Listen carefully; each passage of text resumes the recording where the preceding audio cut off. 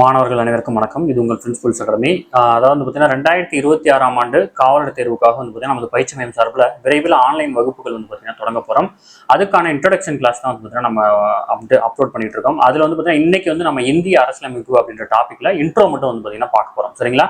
இந்த demo classes எதுக்கு போகிறோம் அப்படின்னா, இந்த டெமோ கிளாஸஸ் நம்ம எப்படி நடத்துகிறோம், என்ன மாதிரியான டீச்சிங் நம்ம கிட்ட இருக்கும், ஸ்கூல் புக்ஸ் நடத்துறோமா, எப்படி நடத்துறோம் அப்படின்ற டீட்டெயில் பார்த்தீங்கன்னா நீங்கள் தெரிஞ்சுக்கணும் அப்படின்றனால தான் இப்போ இன்ட்ரோடக்ஷன் கிளாஸ்ன்றனால பார்த்தீங்கன்னா நம்ம ஒரு பிடிஎஃப்ல பார்த்தீங்கன்னா நடத்துறோம். அடுத்ததான் பார்த்தீங்கன்னா நம்ம அடுத்தடுத்த கிளாஸ் நம்ம ஸ்கூல் புக்லேருந்து டைரெக்டாக நடத்துவோம். சரிங்களா? இப்போ பார்த்தீங்கன்னா நமது பயிற்சி மையம் சார்பில் இந்த ஆன்லைன் கிளாஸ் பார்த்தீங்கன்னா விரைவில் லான்ச் பண்ண போகிறோம். விருப்பமுள்ள மாணவர்கள் யார் வேணால் ஜாயின் பண்ணிக்கலாம். வீட்டிலேருந்தே பார்த்தீங்கன்னா உங்களால் இந்த கிளாஸ் அட்டன் பண்ண முடியும். ரெக்கார்டட் கிளாஸ் பார்த்தீங்கன்னா லைவ் கிளாஸ் இருக்கும். நம்ம ஸ்கூல் புக்கில் தான் நடத்த போகிறோம். நீங்கள் பார்த்தீங்கன்னா நம்ம நடத்த ஸ்கூல் புக்கை பார்த்து நீங்கள் பார்த்தீங்கன்னா அண்டர்லைன் பண்ணிட்டா போதுமானது. அதேமாதிரி பார்த்தீங்கன்னா இல்லை டெஸ்ட்டும் நம்ம கொடுத்துருவோம். அதாவது பார்த்தீங்கன்னா weekly test, monthly test, full test எல்லாமே பார்த்தீங்கன்னா இல்லை கவர் ஆகிடும். கொஞ்சம் வெயிட் பண்ணுங்கள். கூடிய சீக்கிரத்தில் நம்ம கிளாஸஸ் பார்த்தீங்கன்னா லான்ச் பண்ணிடுவோம். அதுக்கு முன்னாடி பார்த்தீங்கன்னா நமது பயிற்சி மையம் சார்பில் 2026ஆம் ஆண்டுக்கான காவலர் தேர்வு, அதாவது போலீஸ் எக்ஸாமுக்கான கிளாஸஸ் பார்த்தீங்கன்னா நம்ம ஆன்லைன் டெஸ்ட் பேட்ச் பார்த்தீங்கன்னா லான்ச் பண்ணியிருக்கோம். இந்த டெஸ்ட் பேட்சோட பேட்ச் 2 தான் பார்த்தீங்கன்னா இப்போ நீங்கள் பார்க்குறது. பேட்ச் 1 பார்த்தீங்கன்னா நம்ம வெற்றிகரமாக நடத்திட்டோம். இந்த பேட்ச் 2 பார்த்தீங்கன்னா ஏப்ரல் 1ஆம் தேதியிலிருந்து தொடங்குது. சரிங்களா? கிட்டத்தட்ட பார்த்தீங்கன்னா 6 மாதம் இந்த டெஸ்ட் பேட்ச் தொடங்குறோம். 6500 வினாக்கள் உங்களுக்கு கிடைக்கும். 65 டெஸ்ட் பார்த்தீங்கன்னா இதில் நடத்துறோம். சரிங்களா? உங்களுக்கு இதை பற்றி டீட்டெயில் வேணும் அப்படின்னா நமது பயிற்சி மையத்தோட தொலைபேசி எனக்கு பார்த்தீங்கன்னா தொடர்பு கொண்டு இமீடியட்டாக ஜாயின் பண்ணிக்கோங்க. இல்லை ஃபீஸ் பார்த்தீங்கன்னா நீங்கள் நியூ ஸ்டூடெண்டாக இருந்தீங்கன்னா 2500, ஓல்டு ஸ்டூடெண்ட் அதாவது ஏற்கனவே நம்ம அகாடமியில் படிச்சிருக்கீங்க அப்படின்னா நீங்கள் 2000 மட்டும் பே பண்ணால் போதும். சரிங்களா? இதை பற்றி டீட்டெயில் ஃபுல்லாமே இந்த ஷெடியூல் இருக்கும். ஷெடியூல் டிஸ்கிரிப்ஷனில் கொடுக்குறேன், வியூ பண்ணி பாருங்க. அதாவது மார்ச் 25 இப்போ வருகிற 25ஆம் தேதி ஒரு சிறப்பு முழு தேர்வு பார்த்தீங்கன்னா நடத்துகிறோம். இந்த தேர்வு முடிச்சதுலேருந்து 1ஆம் தேதி, அதாவது ஏப்ரல் 1ஆம் தேதியிலேருந்து தொடர்ந்து பார்த்தீங்கன்னா தேர்வுகள் உங்களுக்கு நடைபெறும். சரிங்களா? ஷெடியூலை ஃபுல்லாக படிச்சு பாருங்க, அப்பதான் உங்களுக்கு புரியும். இந்த ஷெடியூலை பற்றின ஃபுல் எக்ஸ்பிளனேஷனே நம்ம வீடியோ அப்லோட் பண்ணியிருக்கோம். சரிங்களா? செக் பண்ணி பாருங்க. இப்போ நம்ம பார்த்தீங்கன்னா கிளாஸ்க்குள்ள போயிடலாம். இப்போ நம்ம என்ன பார்க்க போறோம் அப்படின்னா, இந்திய அரசியலமைப்பு, அதாவது இன்ட்ரோடக்ஷன் எப்படி ஆரம்பிச்சது, என்னென்ன அரசியலமைப்பு எத்தனை திருத்தங்கள் பண்ணியிருக்காங்க அப்படின்ற டீட்டெயில்ஸ் தான் பார்த்தீங்கன்னா ஓரளவு பார்க்க போறோம். முடிஞ்ச மொத்தம் பார்த்தீங்கன்னா இது 25 பேஜ் பிடிஎஃப் இருக்கு. முடிஞ்ச அளவு இன்னைக்குள்ள ஒரு 10 பேஜ் பார்த்தீங்கன்னா நம்ம முடிச்சிடலாம். அப்பதான் பார்த்தீங்கன்னா அது உங்களுக்கு ஒரு அண்டர்ஸ்டாண்டிங் வரும். சரிங்களா? முடிஞ்சா நோட்ஸ் எடுத்துக்கோங்க. சரிங்களா? வாங்க ஃப்ரெண்ட்ஸ், கிளாஸ்க்குள்ள போயிடலாம். போலீஸ் பார்த்தீங்கன்னா 2026 போலீஸ்க்கான இன்ட்ரோ கிளாஸ், அதாவது டெமோ கிளாஸ் மாதிரி தான் பார்த்தீங்கன்னா நம்ம இப்போ பார்க்க போகிறோம். நம்ம பார்த்தீங்கன்னா டாபிக் வைஸ் அந்த பிடிஎஃப் பார்க்கறது முன்னாடி ஒரு ஓரளவு பார்த்தீங்கன்னா ஒரு இன்ட்ரோ கொடுத்துட்டு நான் அப்புறம் பார்த்தீங்கன்னா அந்த பிடிஎஃப்ல இருக்கிறத நடத்துறேன். சரிங்களா? இப்போ இந்த இதை பொறுத்தவரை பார்த்தீங்கன்னா அரசியலமைப்பு அப்படின்னு சொல்றோம்.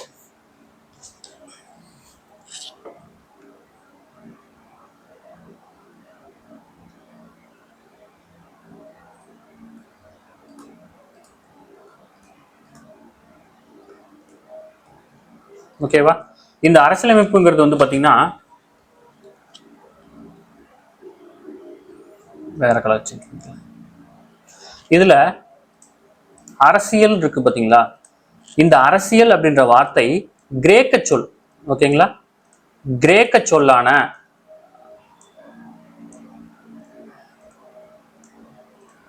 நம்ம கொஞ்சம் ஸ்லோவா தான் எழுதுவோம், ஆனா டீட்டெயிலா புரியுற மாதிரி நடத்துவோம். ஓகேவா?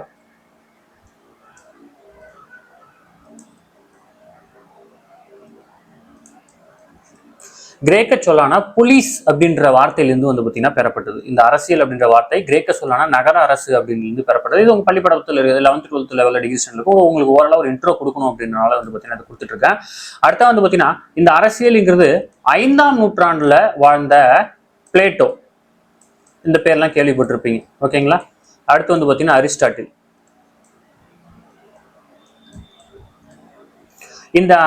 இந்த அரசியல் அறிவியலை பத்தி பார்த்தீங்கன்னா முதல்ல பார்த்தீங்கன்னா நமக்கு எங்க ஸ்டார்ட் ஆகுது அப்படின்னா 5ஆம் நூற்றாண்டில் வந்த பிளேட்டோ மற்றும் அரிஸ்டாட்டில் அவருக்கு கீழே வந்த அறிஞர்களால் பார்த்தீங்கன்னா இந்த முன்னெடுப்பு பார்த்தீங்கன்னா எடுக்கப்படுது. அரசியலமைப்பு, அரசியல் அறிவியல்னா என்ன அப்படின்ற கோட்பாடுகள் பார்த்தீங்கன்னா இவங்க தான் முதல்ல விளக்குறாங்க. இதுல பார்த்தீங்கன்னா அரிஸ்டாட்டில் இருக்கார் இல்லையா, இவர் பார்த்தீங்கன்னா பிளேட்டோவோட மாணவர். ஓகேங்களா? இது பார்த்தீங்கன்னா ஒரு டைம் கொஸ்டின்ஸ்ல கேட்டிருக்காங்க, அதனால பார்த்தீங்கன்னா இதை நோட் பண்ணி வச்சுக்கோங்க. ஓகேங்களா? அடுத்த பார்த்தீங்கன்னா இந்த அரிஸ்டாட்டில் இருக்கார் இல்லையா, இவரை பத்தின ஒரே ஒரு முக்கியமான கொஸ்டின் இருக்கு. ஓகேங்களா? இவர் பாத்தீங்கன்னா அரசியல் அறிவியலின் தந்தை அப்படின்னு அழைக்கப்படுகிறார். அரசியல் அறிவியலின் தந்தை. ஓகேங்களா? தந்தை அப்படின்னா நம்ம ஹேண்ட் ரைட்டிங் அப்படி தான் இருக்கும், கொஞ்சம் நீங்க அண்டர்ஸ்டாண்ட் பண்ணி எழுதிக்கோங்க. ஓகேங்களா? பிடிஎஃப்ல பார்க்கும்போது உங்களுக்கு கரெக்டா இருக்கும். ஓகேங்களா? அரசியல் அறிவியலின் தந்தை அப்படின்னு அழைக்கப்படுறது. சரி, இது பாத்தீங்கன்னா உலக அளவிலான அரசியலமைப்பு. இப்ப இந்தியாவில இதை யாரு ஃபர்ஸ்ட் தொடங்கி வச்சிருந்திருப்பா? இந்த அரசியல் சார்ந்த அறிவை முதல்ல இந்த அரசியல் சார்ந்த அறிவுகளை பேசுறவர் யார் அப்படின்னா திருவள்ளுவர். ஓகேங்களா? திருவள்ளுவர் தான் ஸ்டார்ட் பண்றாரு. ஓகேங்களா? நம்ம திருக்குறள்லயே நிறைய திருக்குறள் வந்து பார்த்தீங்கன்னா ஒரு அரசு எப்படி இருக்கணும், ஒரு அமைச்சர் எப்படி இருக்கணும், ஒரு நாடுனா எப்படி இருக்கணும் அப்படின்ற டீட்டெயில வந்து பார்த்தீங்கன்னா முதல்ல எடுத்துரைத்தவர் இவர் தான். ஓகேங்களா? இப்ப இதுல வந்து பார்த்தீங்கன்னா இவருக்கு அடுத்து யார் வந்திருப்பா அப்படின்னா கௌட்டில்யர். ஓகேங்களா? இல்லைன்னா சாணக்கியர் அப்படின்னு சொல்லுவாங்க. இவருடைய அர்த்த சாஸ்திரம் அர்த்த சாஸ்திரம் அப்படின்ற நூல்ல அரசியல் அறிவியலை பத்தி பேசியிருக்காரு. ஓகேங்களா? இந்தியாவில இந்த மாதிரி வந்து பாத்தீங்கன்னா பரிணாமம் அடைஞ்சுதான் வந்து பாத்தீங்கன்னா இப்ப நம்ம பயன்படுத்துற அரசியலமைப்பு புத்தகத்தை வந்து பாத்தீங்கன்னா நம்ம பயன்படுத்துறோம். சரிங்களா? இப்ப நம்ம பயன்படுத்துறதுக்கு முன்னாடி இவங்களுடைய அரசியல் சார்ந்த கருத்துக்களை வந்து பாத்தீங்கன்னா கொள்கைகளை வந்து பாத்தீங்கன்னா முன்னெடுத்து அது மாறி மாறி மாறி மாற்றம் அடைஞ்சு இப்ப நம்ம 2026ல அரசியலமைப்பின்படி வந்து பாத்தீங்கன்னா நம்ம இயங்கிக்கிட்டு இருக்கோம். ஓகேங்களா? சரி, ஓகே. அடுத்தது இந்த பிடிஎஃப் வந்து நான் நம்மளோட டெலிகிராம் சேனல்ல போட்டுறேன்ப்பா. சரிங்களா? முடிஞ்ச அளவு நோட் பண்ணிக்கோங்க. என்னோட ஹேண்ட் ரைட்டிங் வந்து அப்படிதான் இருக்கும், அதனால கொஞ்சம் அட்ஜஸ்ட் பண்ணிக்கோங்க. அடுத்ததா ஒரு அரசியலமைப்புன்றது, அதாவது ஒரு நாட்டுக்கு வந்து அரசியலமைப்புன்றது எதுக்காக முக்கியம்? இப்ப எக்ஸாம்பிளுக்கு வந்து பாத்தீங்கன்னா ஒரு இப்ப நம்ம வந்து அகாடமி வச்சுக்கணும்.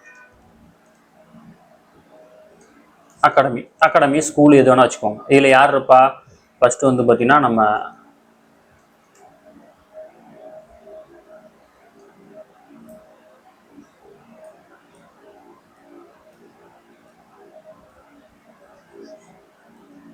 ஓகே, ஃபர்ஸ்ட் வந்து பார்த்தீங்கன்னா அகாடமிக் வந்து பார்த்தீங்கன்னா எம்டி இருப்பார். அப்புறம் வந்து பார்த்தீங்கன்னா சாரிப்பா அட்மின் இருப்பாங்க. அதுக்கப்புறம் வந்து பார்த்தீங்கன்னா ஸ்டாஃப்ஸ் இருப்பாங்க. அதுக்கப்புறம் வந்து பார்த்தீங்கன்னா ஸ்டூடெண்ட்ஸ் இருப்பாங்க. ஓகேவா? இப்போ இந்த ஆர்டரில் பார்த்துக்கோங்க. ஸ்டூடெண்ட்டுங்கிறவங்களுக்குன்னு ஒரு ஒரு இது கொடுக்கணுமா, ஒரு இன்ஸ்ட்ரக்ஷன் கொடுக்கணுமா? அப்போ தான் அவங்க வந்து கரெக்டாக வருவாங்க. ஓகேங்களா? ஸ்டூடெண்ட்ஸா அப்போ நீங்கள் காலையில் 9 மணிக்கு கிளாஸ்க்கு வந்துடணும்ப்பா, 1 மணிக்கு லஞ்ச் பிரேக் விடுவோம்ப்பா, மறுபடியும் 2 மணிக்கு வந்து பார்த்தீங்கன்னா கிளாஸ் ஸ்டார்ட் பண்ணுவோம், 5 மணிக்கு வந்து பார்த்தீங்கன்னா கிளாஸ் முடிஞ்சு நீங்கள் வீட்டுக்கு போயிடலாம் அப்படின்றத நம்ம வந்து பார்த்தீங்கன்னா முன்கூட்டியே வந்து பார்த்தீங்கன்னா ஒரு வரைமுறைக்குள்ளே அவங்களை கொண்டு வந்திருப்போம். சரிங்களா? அதே மாதிரி ஸ்டாஃப்ஸோட வேலை என்ன? வந்த உடனே வந்து பார்த்தீங்கன்னா கிளாஸ் எடுக்கணும், ஸ்டூடெண்ட்ஸுக்கு வந்து பார்த்தீங்கன்னா டெஸ்ட் வைக்கணும் அப்படின்னு டீட்டெயில். அடுத்து அட்மினுக்கு என்ன வேலையா இருக்கும்? எத்தனை ஸ்டாஃப்ஸ் வராங்க, எத்தனை ஸ்டூடெண்ட்ஸ் வராங்க, அதே மாதிரி ஸ்டாஃப்ஸ் எத்தனை மணிக்கு வராங்க, ஸ்டூடெண்ட்ஸ் எத்தனை மணிக்கு வராங்க உள்ளிட்ட டீட்டெயில்ஸ் ஃபுல்லாமே வந்து பார்த்தீங்கன்னா இவங்க மெயின்டைன் பண்ணுவாங்களா? அப்படி இல்லை அப்படின்னா இது ரெண்டுமே வந்து பார்த்தீங்கன்னா கொலாப்ஸ் ஆகிடும். புரியுதுங்களா? இப்போ ஸ்டாஃப்ஸ் கரெக்டாக வரல அப்படின்னா இது கொலாப்ஸ் ஆகிடும். அப்போ வந்து ஸ்டாஃப்ஸ் வந்து பார்த்தீங்கன்னா இப்போ அட்மின் வந்து ஏதாவது பிரச்சனையா இருக்கு அப்படின்னா இவங்க லேட்டாக வருவாங்க, அதுக்கப்புறம் இவங்க லேட்டாக வருவாங்க. இப்ப எம்டி இவர் என்ன பண்றாரு? இது எல்லாமே கரெக்டா நடக்குதான்னு இவர் மானிட்டர் பண்றது இவருடைய வேலை. ஓகேங்களா? இவர் வந்து பாத்தீங்கன்னா இவர் என்ன பண்ணுவாரு? அட்மின் கரெக்டா வந்துட்டாரா, சரி ஓகேப்பா, இவங்க பாத்துக்குவாங்க. அப்ப இவங்க என்ன பண்ணாங்க? ஸ்டாஃப் கரெக்டா வந்துட்டாங்களா, பசங்க கரெக்டா டைமுக்கு வந்துருவாங்க அப்படின்னா ஸ்டாஃப் வந்து ஸ்டூடெண்ட்ஸ் வந்து மெயின்டைன் பண்ணுவாங்க. இது வந்து பாத்தீங்கன்னா இது உங்களுக்கு எக்ஸாம்பிள் சொல்லிருக்கப்பா, இது வந்து பாத்தீங்கன்னா ஒரு அமைப்பு. ஓகேங்களா? இந்த அமைப்புக்குன்னு நாம வந்து பாத்தீங்கன்னா ஒரு ரூல்ஸ் அண்ட் ரெகுலேஷன் வச்சிருக்கோம். இதுதான்ப்பா அந்த அரசியலமைப்பு அப்படின்னு சொல்றது. அதாவது ஒரு நாட்டை வந்து பாத்தீங்கன்னா எப்படி நிர்வகிக்கணும், யார் யார் நிர்வகிக்கணும், அவங்களுடைய வேலைகள் என்ன, பொதுமக்களுக்கு உண்டான கடமைகள் என்ன, உரிமைகள் என்ன அப்படின்றத வந்து பாத்தீங்கன்னா நம்ம முன்கூட்டியே சொல்லணும். இப்ப ஸ்டூடெண்ட்ஸ் வராரு, ஸ்டூடெண்ட்ஸுக்குன்னு ஒரு சில உரிமைகள் இருக்கும். அப்ப கிளாஸ்க்குள்ள வந்தாருன்னா ஸ்டூடெண்ட்ஸ் வந்து பாத்தீங்கன்னா அந்த கிளாஸ் நடக்கிற டைம்ல வந்து பாத்தீங்கன்னா இப்போ 9 to 11 கிளாஸ் நடக்குது. இந்த 9 to 11க்குள்ள ஸ்டூடெண்ட்ஸ் வந்து பேசாம கிளாஸை கவனிக்கணும் அப்படின்றது வந்து பாத்தீங்கன்னா நம்மளுடைய கட்டளைகள். ஓகேங்களா? இதை வந்து கண்டிப்பா பின்பற்றி ஆகணும். ஆனா ஸ்டூடெண்ட்ஸ் வந்து பாத்தீங்கன்னா இப்போ எக்ஸாம்பிளுக்கு நமக்கு வந்து ட்ரெஸ் கோடிங், நம்ம அகாடமிக்கு வந்து பார்த்தீங்கன்னா ட்ரெஸ் கோடிங்னு ஒன்று இருக்கும். பட் அது மாதிரிலாம் இல்லை, அப்படி பொது இடமா இருக்கு அப்படின்னா ட்ரெஸ் கோடிங்ஸ்லாம் எதுவும் கேட்க முடியாது. சரிங்களா? அவர் வந்து பார்த்தீங்கன்னா டிஷர்ட் போட்டு வரலாம், இல்லை ஷர்ட் போட்டு வரலாம். அதெல்லாம் வந்து பார்த்தீங்கன்னா அவங்களுடைய உரிமைகள். ஓகேங்களா? அப்போ வந்து அதை நம்ம பண்ண முடியாது. அதே மாதிரி வந்து பார்த்தீங்கன்னா நீங்க இந்த கலர்ல பேனா தான் யூஸ் பண்ணணும், இந்த கலர்ல தான் ட்ரெஸ் போட்டு வரணும் அப்படின்னு நம்ம சொல்ல முடியாது. அது அவருடைய உரிமைகள். ஓகேங்களா? அதே மாதிரி கிளாஸ்க்குள்ள வந்தா ஒரு ஒபீடியண்டா இருக்கிறது, அமைதியா இருக்கிறது, இதெல்லாம் அவருடைய கடமைகள். ஓகேங்களா? இது அவர் வந்து பார்த்தீங்கன்னா பின்பற்றலாம். ஒரு சில நேரங்களில் நம்ம வந்து ஒரு விதிகளை வகுக்கும் போது அவங்க கட்டாயம் பின்பற்றி ஆகும். ஓகேங்களா? கடமைகள்ன்றது வந்து பார்த்தீங்கன்னா செய்யலாம், செய்யாமலும் இருக்கலாம். ஆனா ஒரு சில கடமைகளுக்கு வந்து பார்த்தீங்கன்னா நாம வந்து கட்டுப்பாடு விதிக்க முடியும். ஓகேங்களா? அதே மாதிரி உரிமைகளை வந்து நம்ம பறிக்க முடியாது. ஒரு ஸ்டூடெண்டோட உரிமையை வந்து பார்த்தீங்கன்னா நம்ம பறிக்க முடியாது. அந்த மாதிரி தான் இதுவும் பொதுமக்களுக்குன்னு ஒரு சில உரிமைகள் கொடுத்திருக்காங்க அரசியலமைப்புல. உரிமைகள், அதே மாதிரி வந்து பார்த்தீங்கன்னா கடமைகளும் கொடுக்கப்பட்டிருக்கு. ஓகேங்களா? அதே மாதிரி ஒரு அரசாங்கம் எப்படி வேலை செய்யணும், அப்படி வேலை செய்யற அரசாங்கத்தை நம்ம எப்படி தேர்ந்தெடுக்கணும் அப்படின்ற டீட்டெயில் எல்லாமே இந்த அரசியலமைப்புல தான் இருக்கு. இதுதான் அரசியலமைப்பு பத்தி நீங்க இப்போதைக்கு தெரிஞ்சுக்க வேண்டியது. நம்ம பிசி லெவல் எக்ஸாம்ன்றனால நம்ம இது வரைக்கும் தெரிஞ்சுக்கிட்டாலே போதும். நீங்க அந்த அவுட்டர் லைன் மட்டும் தெரிஞ்சுக்கிட்டாலே போதும், உங்களுக்கு ஈஸியா அண்டர்ஸ்டாண்ட் ஆயிடும். சரிங்களா?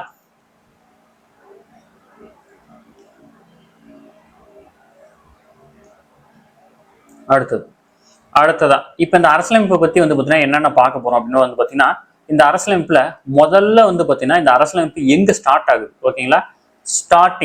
ஸ்டார்டிங்ல இருந்து எண்டுனா எது? நம்ம சுதந்திரம் வாங்குற வரைக்கும் 1947 வரைக்கும், அது வரைக்கும் என்ன நடந்துச்சு அப்படின்றதான் வந்து பார்க்க போறோம்.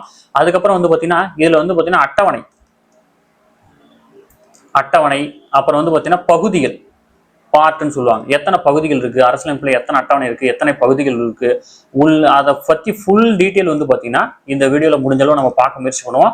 அப்படின்னா இந்த ஸ்டார்டிங்ல உங்களுக்கு புரிஞ்சிருப்பா ஓகேங்களா? முடிஞ்ச அளவு வந்து பாத்தீங்கன்னா எக்ஸ்ட்ரா டேட்டா வந்து நம்ம கொடுக்காம டைரக்டா என்ன இருக்கோ அதை நடத்தலாம். அந்த நம்ம இப்போ வந்து பாத்தீங்கன்னா ஒரு சட்டத்தை பத்தி பாக்குறோம் அப்படின்னா அதை பத்தி நம்ம வேற ஏதாவது ஒரு கிளாஸ்ல உங்களுக்கு வரும். அதனால வந்து இப்போ நம்ம அதை சொல்லாம அவாய்ட் பண்ணிருப்போம்.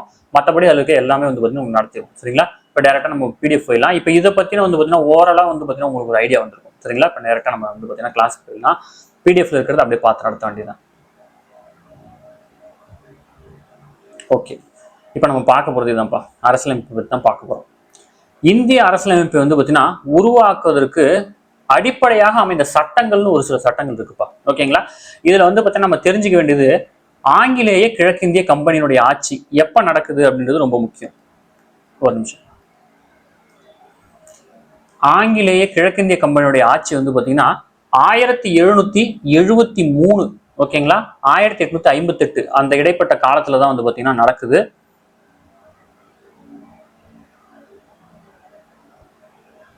ஓகேவா? இந்த காலகட்டத்தில் தான் வந்து பாத்தீங்கன்னா நடக்குது. சரிங்களா? ஓகே, இப்ப வந்து பாத்தீங்கன்னா 1850, அப்ப ஆங்கிலேயர் ஆட்சி வந்து 1944 வரைக்கும் இல்லையா அப்படின்னு கேட்டீங்கன்னா இது கிழக்கிந்திய கம்பெனியோடைய ஆட்சிப்பா. இது ரொம்ப முக்கியம் ஓகேங்களா? ஆங்கிலேய கிழக்கிந்திய கம்பெனியோட ஆட்சி எப்ப ஸ்டார்ட் ஆகுதுன்னா 1773 1858 ஓகேங்களா? இந்த காலகட்டத்துல தான் வந்து பாத்தீங்கன்னா இந்த ஆங்கிலேய கிழக்கிந்திய கம்பெனியோடைய ஆட்சி. அப்ப 1858க்கு அப்புறம் 1947 வரைக்கும் வந்து பாத்தீங்கன்னா ஆங்கிலேய பேரரசின் கீழ் நம்ம இருந்தோம். சரிங்களா? இது ஒரு கம்பெனியுடைய ஆட்சி. இது வந்து பாத்தீங்கன்னா ஆங்கிலேய பேரரசினுடைய ஆட்சி. அதுல வந்து பாத்தீங்கன்னா முதல் முறையில வந்து பாத்தீங்கன்னா ஒரு ஒழுங்குமுறை சட்டம் வந்து பாத்தீங்கன்னா கொண்டு வராங்க 1773. ஓகேங்களா?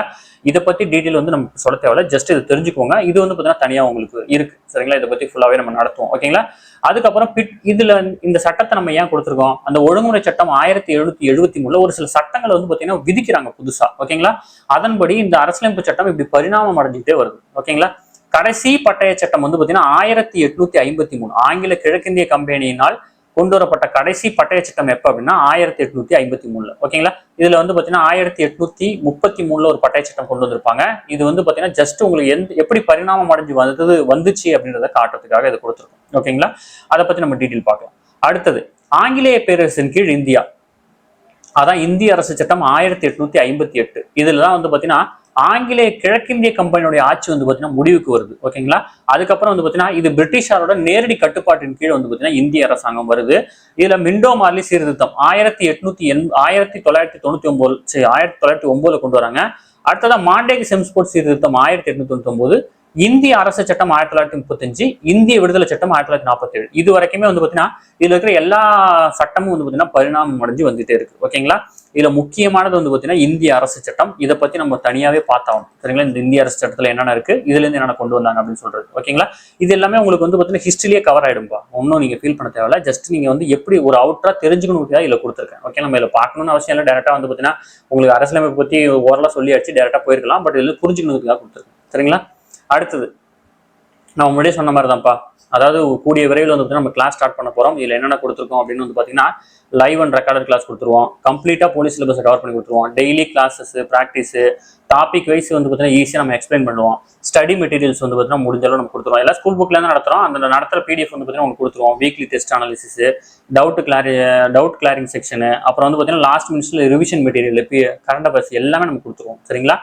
கிளாஸஸ் வந்து பாத்தீங்கன்னா ரொம்ப விரைவில் ஸ்டார்ட் பண்ணிடுவோம். அதெல்லாம் தயாராக நீங்க பண்ண வேண்டியது ஸ்கூல் புக்கை மட்டும் கலெக்ட் பண்ணி வச்சுக்கோங்க. இப்போ ஸ்கூல்ஸ்லாம் வந்து பாத்தீங்கன்னா முடிய போது, ஃபைனல் எக்ஸாம் எழுத போறாங்க. ஸ்கூல் புக் மட்டும் வந்து பாத்தீங்கன்னா கலெக்ட் பண்ணி வச்சுக்கோங்க. அப்படி இல்லைனாலும் நம்மளே வாங்கி கொடுத்துருவோம். அதுக்குண்டான ஃபீஸ் மட்டும் நீங்க பே பண்ண போதும். ஓகேங்களா? சுதந்திர இந்தியாவுடைய முதல் அமைச்சரவை எப்ப அமைக்கிறாங்க அப்படின்னா ஆகஸ்ட் 15, 1947 அமைக்கிறாங்க. ஓகேங்களா? முதல்ல வந்து பாத்தீங்கன்னா யாரு பிரதமர் ஆகுறாருன்னா ஜவஹர்லால் நேரு ஆகுறாரு. இவர் வந்து பாத்தீங்கன்னா பிரதமர் மற்றும் வெளியுறவு அமைச்சரா இருக்கிறார். ஓகேங்களா? Spelling check பண்ணிட்டாங்கப்பா. ஓகே, அடுத்தது சர்தார் வல்லபாய் பட்டேல் உள்துறை பார்த்துக்கிறாரு. முதல் துணை பிரதமரா இருக்கிறார். இந்தியாவுடைய முதல் துணை பிரதமர் இவர் தான். அடுத்தது டாக்டர் ராஜேந்திர பிரசாத் வந்து பாத்தீங்கன்னா உணவு மற்றும் வேளாண் துறையில இருக்கிறாரு. மௌலானா அபுல் கலாம் ஆசாத் வந்து பாத்தீங்கன்னா கல்வித்துறை அமைச்சராக இருக்கிறாரு. ஓகேங்களா. அடுத்தது ஆர்.கே. சண்முக செட்டியார் நிதி அமைச்சராக இருக்கிறாரு, இந்தியாவின் முதல் நிதி அமைச்சர். ஏன்னா இதுக்கு முன்னாடி வந்து பாத்தீங்கன்னா நமக்கு அந்த நிதி தொகுதியெல்லாம் கொடுத்துருக்க மாட்டாங்க, நிதியெல்லாம் பிரிட்டிஷ்காரங்களே வச்சிருப்பாங்க. ஓகேங்களா. மத்திய அதாவது மாகாணங்களின் சுயாட்சி, மத்தியில் கூட்டாட்சி அப்படின்றதெல்லாம் இருக்கும், அதை நம்ம பொறுமையா பார்க்கலாம். சரிங்களா. ஆர்.கே. சண்முகம் செட்டியார் இருக்கிறாரு, நிதி அமைச்சராக இருக்கிறாரு, இந்தியாவின் முதல் நிதி அமைச்சர். ஓகேங்களா. அடுத்து ஜான் மாத்தா வந்து பாத்தீங்கன்னா போக்குவரத்து மற்றும் ரயில்வே துறை அமைச்சர். பல்வேன் சிங் வந்து பாதுகாப்புத்துறை. டாக்டர் அம்பேத்கர் வந்து பாத்தீங்கன்னா சட்டத்துறை. ஜெகஜீவன் ராம் வந்து பாத்தீங்கன்னா தொழில்துறை அமைச்சராக இருந்திருக்கிறாரு. ராஜ்குமாரி அம்ரித் கவுர் வந்து பாத்தீங்கன்னா சுகாதாரத்துறையா இருந்திருக்கிறாங்க. ஓகேங்களா. இந்தியாவினுடைய முதல் பெண் அமைச்சர் வந்து பாத்தீங்கன்னா இவங்க தான். ஓகேங்களா. அடுத்தது சி.ஹெச். பாபா வந்து பாத்தீங்கன்னா வர்த்தகத்துறை. ராபி அகமது கித்வா தகவல் தொடர்பு. ஷியாம் பிரசாத் முகர்ஜி வந்து பாத்தீங்கன்னா தொழில்துறை. என் கட்கில் வந்து பாத்தீங்கன்னா சுரங்கத்துறை மற்றும் எரிசக்தி உள்ளிட்ட ஒரு 14 அமைச்சர்கள் வந்து பேர் கொடுத்திருக்கேன். இது வந்து சும்மா ஜஸ்ட் வாசிச்சுக்கோங்க. இதுல முதல் என்ற வார்த்தை ரொம்ப முக்கியன்றனால கொடுத்துருக்கேன். முதல், அதாவது சுதந்திர இந்தியாவின் முதல் பெண் அமைச்சர், அப்புறம் வந்து பாத்தீங்கன்னா இந்தியாவின் முதல் நிதி அமைச்சர், அப்புறம் வந்து பாத்தீங்கன்னா முதல் துணை பிரதமர். இந்த டேட்டாஸ் எல்லாம் ரொம்ப முக்கியம், அதை மட்டும் பார்த்துக்கோங்க. ஓகேங்களா. அடுத்தது இந்திய அரசியலமைப்பை உருவாக்குதல். இப்ப வந்து பாத்தீங்கன்னா இந்திய அரசியலமைப்பை உருவாக்குறதுக்கு என்னென்ன பண்ணிருக்காங்க. மத்திய அமைச்சரனுடைய கேபினெட் அப்படின்ற ஒரு திட்டத்தின்படி அரசியலமைப்பை உருவாக்க 1946 நவம்பர் மாதத்துல அரசியலமைப்பு நிர்ணய சபை வந்து பாத்தீங்கன்னா உருவாக்குறாங்க. ஓகேங்களா. இந்த அரசியலமைப்பு நிர்ணய சபைக்குள்ள இருக்கிற ஒரு சபை தான் வந்து பாத்தீங்கன்னா அதாவது டிராஃப்ட் கமிட்டின்னு சொல்லுவாங்க. அதை பத்தி நான் கீழே சொல்றேன். ஓகேங்களா. இந்த சபையில மொத்த உறுப்பினர்கள் எத்தனை பேர் இருக்காங்க அப்படின்னா 389 பேர் இருக்காங்கப்பா. ஓகேங்களா. இதுல பிரிட்டிஷ் இந்தியாவில இருந்து 296 பேர் இருக்காங்க. சுதேச அரசுல இருந்து 93 பேர். ஓகேங்களா. இது சுதேச அரசுன்றது பார்த்தீங்கன்னா அரசர்கள். ஓகேங்களா. அந்தந்த சின்ன சின்ன பகுதியில் ஆட்சி செஞ்ச அரசர்கள் வந்து அவங்க சார்பாக ஒரு 93 பேரும், சுதேச இந்தியாவில இருந்து 296 பேரும் இதுல இடம்பெற்றிருந்தாங்க. ஓகேங்களா. பாகிஸ்தான் அப்படின்ற தனிநாடு கோரிக்கை காரணமாக முஸ்லீம் லீஸ்க்கு வந்து பாத்தீங்கன்னா கலந்துக்கல. பாகிஸ்தான் பிரிவினைக்கு அப்புறம் வந்து பாத்தீங்கன்னா இதனோட எண்ணிக்கை வந்து பாத்தீங்கன்னா குறைவு. பாகிஸ்தான் வந்து பாத்தீங்கன்னா தனியா பிரிஞ்சு போனதுக்கு அப்புறம் இந்த உறுப்பினர்கள் எண்ணிக்கை 299 குறைஞ்சிச்சு. ஓகேங்களா. 389 இருந்தோம், 299 குறைஞ்சிச்சு. இதுல வந்து பாத்தீங்கன்னா பிரிட்டிஷ் இந்தியாவில இருந்து 229 பேரும், இதுல வந்து பாத்தீங்கன்னா சுதேச அரசுல இருந்து ஒரு 70 பேரும் வந்து பாத்தீங்கன்னா செலக்ட் ஆறாங்க பாகிஸ்தான் பிரிவினைக்கு அப்புறம். ஓகேங்களா. இது சும்மா சின்ன சின்ன டேட்டா தான், தெரிஞ்சு வச்சுக்கணும் கண்டிப்பா. ஓகேங்களா. இந்த அரசியலமைப்பை உருவாக்க அரசியல் நிர்ணய சபை வந்து பாத்தீங்கன்னா 12 முறை வந்து பாத்தீங்கன்னா கூட்டப்பட்டிருக்கு. ஓகேங்களா. இதெல்லாம் வந்து பாத்தீங்கன்னா 11th 12th புத்தகத்துல இருக்கும், நீங்க தெரிஞ்சுக்கணும். ஓகேங்களா. முதல் கூட்டம் எப்ப நடத்துறாங்க? டிசம்பர் 9, 1946 நடத்துறாங்க. இது ரொம்ப முக்கியமானது. அரசியலமைப்புடைய முதல் கூட்டம். ஓகேங்களா. இதுலதான் வந்து பாத்தீங்கன்னா அரசியலமைப்பு நிர்ணய சபையினுடைய தலைவர் வந்து பாத்தீங்கன்னா தேர்ந்தெடுக்கப்படுறாரு. ஓகேங்களா. அந்த கூட்டம் தொடர்ந்து நடந்துட்டே வருது. இதனுடைய கடைசி கூட்டம் அதாவது எப்ப நடக்குது அப்படின்னா ஜனவரி 24, 1950. இது ரொம்ப முக்கியமானது. ஓகேங்களா. அடுத்தது நவம்பர் 14 இருந்து 26 வரைக்கும் ஒரு கூட்டம் நடக்குது. இந்த நவம்பர் 26 தான் நம்ம அரசியலமைப்பு வந்து பாத்தீங்கன்னா ஏத்துக்கிட்டோம். ஓகேங்களா. அரசியலமைப்பு ஏற்பு. ஓகேங்களா. இந்த நவம்பர் 26, 1949. ஓகேங்களா. இல்ல முக்கிய இந்த கொடுத்துருக்காங்க பாத்தீங்களா, நம்ம சொன்னோம் இல்லையா, நவம்பர் 26 வந்து பாத்தீங்கன்னா அரசியலமைப்பு வந்து பாத்தீங்கன்னா ஏத்துக்கிட்டாங்க. எப்ப? 1949. ஓகேங்களா. அந்த தினத்தை வந்து பாத்தீங்கன்னா இந்திய அரசியலமைப்பு தினம் அப்படின்னு வந்து நம்ம செலிப்ரேட் பண்றோம். ஓகேங்களா. அரசியல் நிர்ணய சபையினுடைய தற்காலிக தலைவராக சச்சிதானந்த சின்ஹா வந்து பாத்தீங்கன்னா தேர்ந்தெடுக்கப்படுறாரு. எப்ப? முதல் கூட்டத்துல. ஓகேங்களா. டிசம்பர் 9, 1946 தேர்ந்தெடுக்கப்படுறாரு. இவர் எதன் அடிப்படையில் தேர்ந்தெடுக்கப்படுறாரு? சம்பந்தமே இல்லாம அந்த சச்சிதானந்த சின்ஹான்னு பாத்தீங்கன்னா, அதாவது அவையில வந்து பாத்தீங்கன்னா மூத்த உறுப்பினராக யார் இருக்காங்களோ அவங்களை தேர்ந்தெடுத்திருக்காங்க. அந்த அடிப்படையில் வந்து பாத்தீங்கன்னா இவரை தேர்ந்தெடுத்திருக்காங்க. ஓகேங்களா. ஏன் அப்படின்னா இவரை தேர்ந்தெடுத்து இவர் போய் வந்து பாத்தீங்கன்னா அந்த தலைவர் சீட்ல உட்காந்துட்டு தலைவர் யாருன்றதை இவர் தேர்ந்தெடுத்து நமக்கு சொல்லுவார். ஓகேங்களா. நம்ம நார்மலா நம்ம ஊர்ல யார் வயசுல பெரியானவங்களோ அவங்களை வந்து பாத்தீங்கன்னா முதன்மைப்படுத்துவோம் இல்லையா, அந்த மாதிரி சச்சிதானந்த சின்ஹா அவர்களை தலைவரா வந்து பாத்தீங்கன்னா அமர வச்சுட்டு இப்ப இங்க இருக்கிறவங்களுக்குள்ள தேர்ந்தெடுக்கிறாங்க. இதுல யார் நிக்கிறாங்க, இவருக்கு யார் வந்து பாத்தீங்கன்னா வாக்கு செலுத்துறீங்க, இவருக்கு யாரு வாக்கு செலுத்துறீங்க அப்படின்ற மாதிரி ஒரு பஞ்சாயத்து பண்ணணுன்றதுனால சென்ட்ரல் ஒருத்தர் வேணுங்கிறதுனால சச்சிதானந்த சின்ஹா வந்து பாத்தீங்கன்னா தேர்ந்தெடுக்கப்படுகிறாரு. அப்ப இருந்த அரசியல் தலைவர்கள் இவர் மூத்தவர். ஓகேங்களா.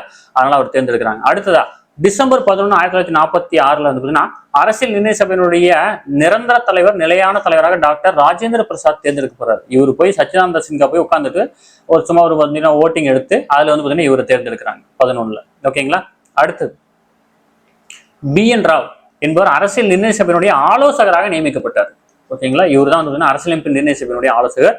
இந்த அரசியலமைப்பை உருவாக்க 2 ஆண்டுகள் 11 மாதம் 18 நாட்கள் வந்து பாத்தீங்கன்னா கால அவகாசம் ஆச்சு. இது 11th 12th டிஃபரெண்டா கொடுத்துருப்பாங்க. பட் வந்து நீங்க படிக்க போறது பிசி எக்ஸாம் தான். 6 to 10 ஸ்கூல் புக்ல என்ன இருக்கோ அந்த டேட்டா உங்களுக்கு போதுமானது. அப்ப 2 ஆண்டுகள் 11 மாதம் 18 நாட்கள் வந்து பாத்தீங்கன்னா எடுத்துக்கிறாங்க. ஓகேங்களா. அடுத்தது குறிக்கோள் தீர்மானம் ஒன்று இருக்கு. இது யாரு வடிவமைக்கிறா அப்படின்னா வரலாற்று சிறப்பு மிக்க குறிக்கோள் தீர்மானம் வந்து பாத்தீங்கன்னா டிசம்பர் 13, 1946 நேருவால் அரசியல் நிர்ணய சபையில் வந்து தாக்கல் செய்யப்படுது. ஓகேங்களா, நேரு வந்து பாத்தீங்கன்னா எழுதி கொடுக்குறாரு. ஓகேங்களா, இந்த தீர்மானம் அரசியலமைப்பு நிர்ணய சபையால் 1947 ஜனவரி 22 வந்து பாத்தீங்கன்னா ஏத்துக்கிட்டாங்க. ஓகேங்களா, இந்த குறிக்கோள் தீர்மானம் தான் வந்து பாத்தீங்கன்னா சில மாற்றங்கள் செய்யப்பட்டு தற்போது அரசியலமைப்பினுடைய முகவுரையாக உள்ளது. ஏன் நம்ம இந்த குறிக்கோள் தீர்மானத்தை பார்க்கிறோன்றதுக்கு இதுதான் கான்செப்ட். ஓகேங்களா, முகவுரை எங்கேருந்து வந்திருக்கு அப்படின்னா நேருடைய குறிக்கோள் தீர்மானத்திலிருந்து வந்து சில மாற்றங்கள் செய்யப்பட்டு முகவுரை கொண்டு வந்திருக்காங்க. ஓகேங்களா, இது முக்கியமானது. அடுத்தது அரசியலமைப்பை உருவாக்க அமைக்கப்பட்ட குழுக்கள். ஓகேங்களா, அரசியலமைப்பை ஆய்வு செய்யவும் அரசியலமைப்பு நிர்ணய சபையை உருவாக்கவும் பல குழுக்கள் வந்து பார்த்தீங்கன்னா உருவாக்கிருக்காங்க. அதுல 8 முக்கிய குழுக்கள் இருக்கு. அந்த குழுக்கு தலைவர் யாரு அப்படின்றத பார்த்துடலாம். ஓகேங்களா, மைய அரசினுடைய அதிகார குழுன்னு ஒன்று உருவாக்குறாங்க. இதுக்கு ஜவஹர்லால் நேரு தான் தலைவராக இருக்காரு. மைய அரசினுடைய அரசியலமைப்பு குழுன்னு ஒன்று உருவாக்குறாங்க. இதுக்கும் ஜவஹர்லால் நேரு தான் தலைவராக இருக்காரு. மாகாண அரசினுடைய அரசியலமைப்பு குழுன்னு ஒன்று உருவாக்குறாங்க. இதுக்கு பட்டேல் அவர்கள் வந்து பார்த்தீங்கன்னா தலைமையேற்றிருக்கிறாரு. அடிப்படை உரிமைகள் மற்றும் சிறுபான்மையினருக்கான ஆலோசனை குழு வந்து பார்த்தீங்கன்னா பட்டேல் அவர்கள் வந்து பார்த்தீங்கன்னா தலைமை ஏற்கிறாரு. இது முக்கியமான விஷயம். அடிப்படை உரிமைகளுக்கான குழுக்கு யார் தலைமை ஏற்கிறார் அப்படின்னா வல்லபாய் பட்டேல். அடுத்து வரைவு குழுக்கு தான் வந்து பார்த்தீங்கன்னா அம்பேத்கர் அவர்கள் வந்து பார்த்தீங்கன்னா தலைமை. இதுதான் வந்து பார்த்தீங்கன்னா இந்த அரசியலமைப்பு ஃபுல்லாமே வந்து பார்த்தீங்கன்னா நம்ம பார்க்க போறோம். சரிங்களா, இது பார்த்தீங்கன்னா இப்போ அரசியலமைப்பு, அதாவது அரசியல் நிர்ணய சபைன்றது ஒரு அமைப்பு. அரசியல் நிர்ணய சபைன்றது ஒரு அமைப்பு. அதுக்குள்ள இத்தனை குழு இருக்கு. ஓகேங்களா, இந்த இத்தனை குழுலையும் வந்து பாத்தீங்கன்னா ஒரு குழு தான் வந்து பாத்தீங்கன்னா வரைவு குழு, டிராப்டிங் கமிட்டி. அதுலதான் வந்து பாத்தீங்கன்னா அம்பேத்கர் அவர்களை தலைவரா இருக்காரு. ஓகேங்களா, இப்படிதான் நீங்க புரிஞ்சுக்கணும். நீங்க அரசியலமைப்பு நிர்ணய சபை அப்படின்ற உடனே வந்து பாத்தீங்கன்னா வரைவு குழுக்கு தான் வந்து பாத்தீங்கன்னா அம்பேத்கர் அவர்கள் தலைவரா இருக்காரு. ஓகேங்களா, அரசியல் நிர்ணய சபையோடைய தலைவர் யார் அப்படின்னா நம்ம மேலேயே பார்த்துட்டோம். ஓகேங்களா, அது நான் உங்களுக்கு ரிப்பீட்டடா உங்களுக்கு ஞாபகப்படுத்துறேன். இதை நீங்க புரிஞ்சுக்கிட்டாதான் இதை அண்டர்ஸ்டாண்ட் பண்ண முடியும். ஓகேங்களா,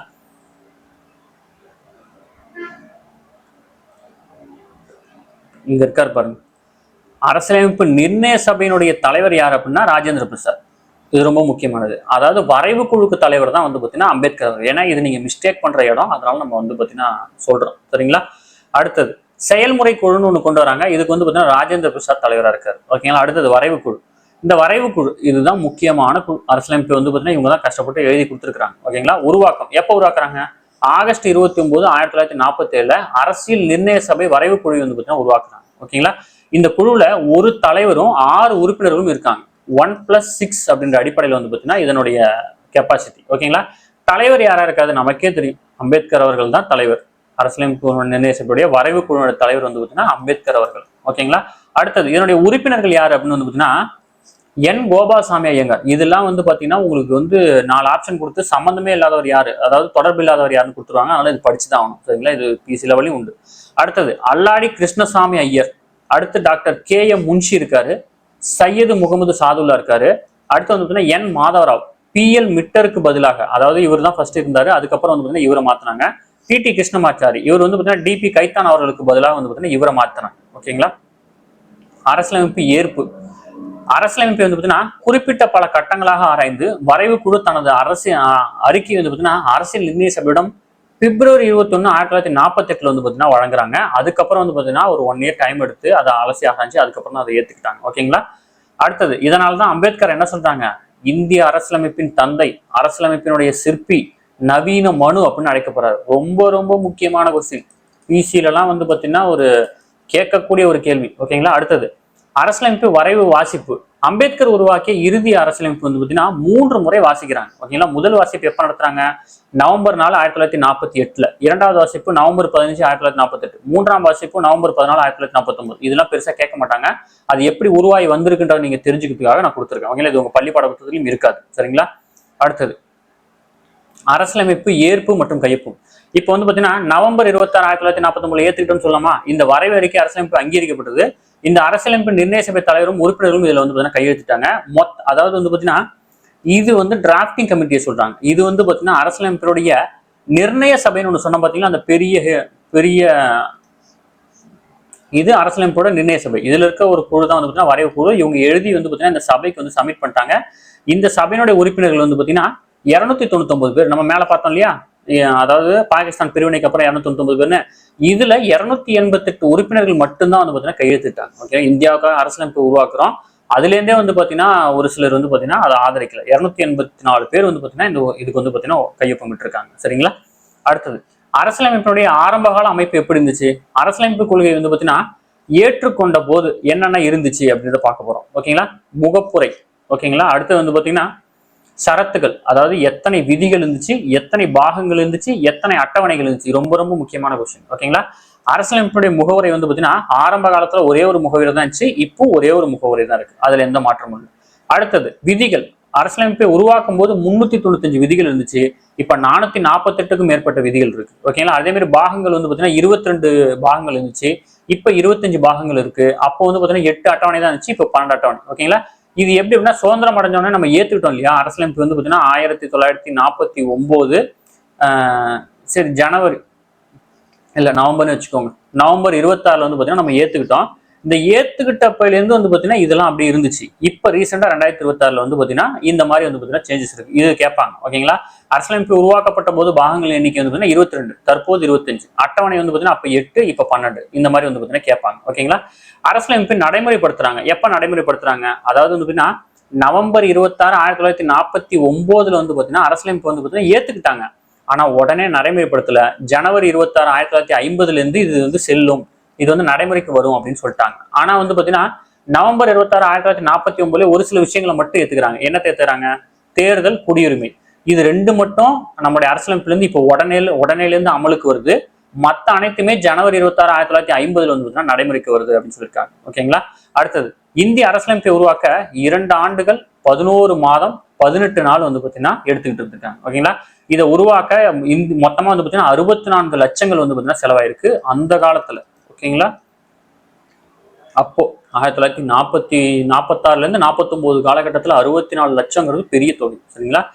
இந்திய அரசியலமைப்பின் சிறப்பியல்புகள். ஓகேங்களா? இது ஒண்ணு பார்த்துலாம். இந்திய அரசியலமைப்பினுடைய சிறப்பியல்புகள் என்னது?